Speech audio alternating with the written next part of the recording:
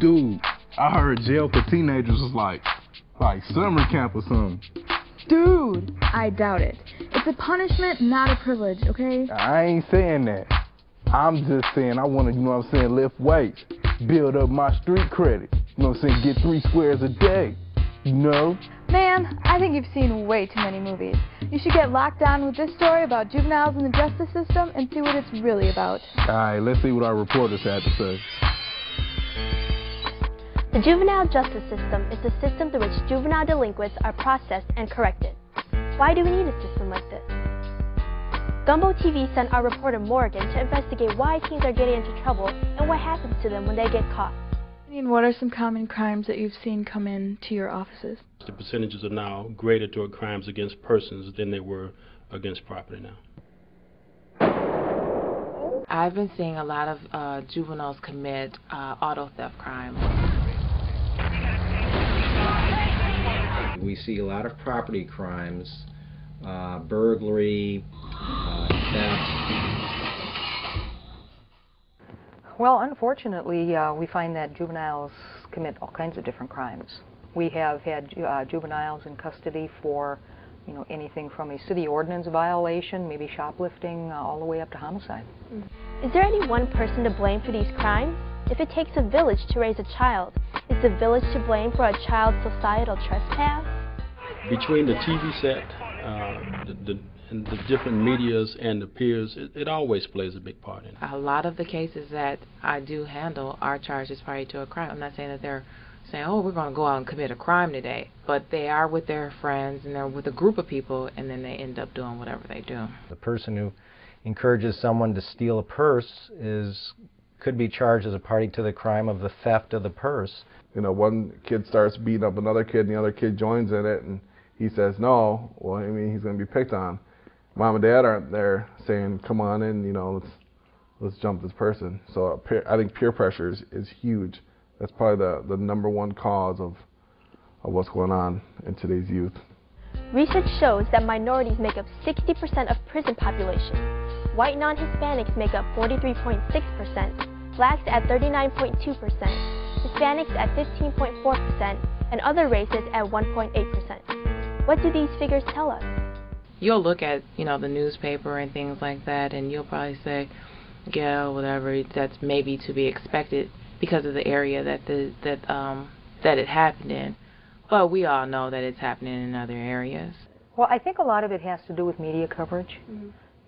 Media, they often cover the more violent crimes. The fact of the matter is there are more black males incarcerated in Wisconsin than there are other races, percentage-wise at least. Penitentiaries are packed with more blacks, and then there's the lack of job training. And then there's the lack of transportation, and then you get into all the welfare stuff, and that's freaking insane. Our young people, our young African-American people that hold so much potential. Some of them are being shot and killed, and then, of course, there's always more than one victim to a crime. There's the victim of the homicide, and then there's the perpetrator who ends up going to jail and ruining his or her chances for future success. Most people believe that putting delinquent teens in jail and secure detention should improve their attitudes, right? What does detention do to an impressionable teen? Placing a child in detention should be the last resort because there are many other approaches to take. But the judge or the court commission has a lot of different options. And lawyers are actually asked with some of them, they're deferred prosecution, so they basically tell you if you can keep things straight for a year or so, then all, if you will, is forgiven. And then it's real important that you keep things straight. Mm-hmm. Well, secure detention isn't even half of what the penitentiary is. And then you've got kids that go to the county jail, and then they come out and they just think that, they've done this huge prison bit, and they haven't even hit prison yet. The penitentiary is a whole different world than the juvenile system. Some children grow up by what I call the school of hard knocks, where they don't have, parents that love them, and they end up resorting to gangs for families, and sometimes going to jail is a badge of honor for those people.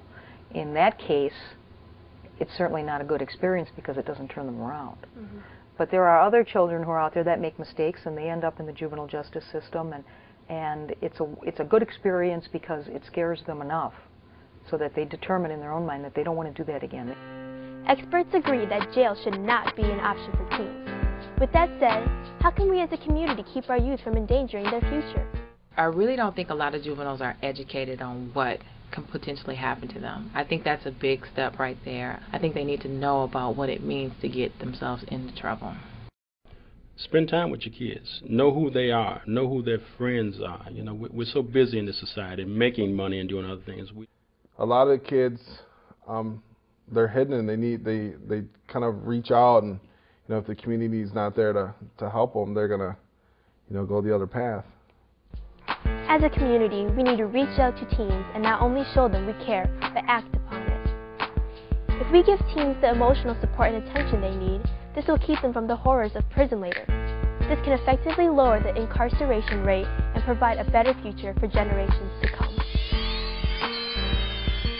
Oh man, that's OC. What did I say? You learned something, didn't you? Man, if I learned anything, not to get caught. You know, but See, you learned nothing. Being in jail will stick with you forever.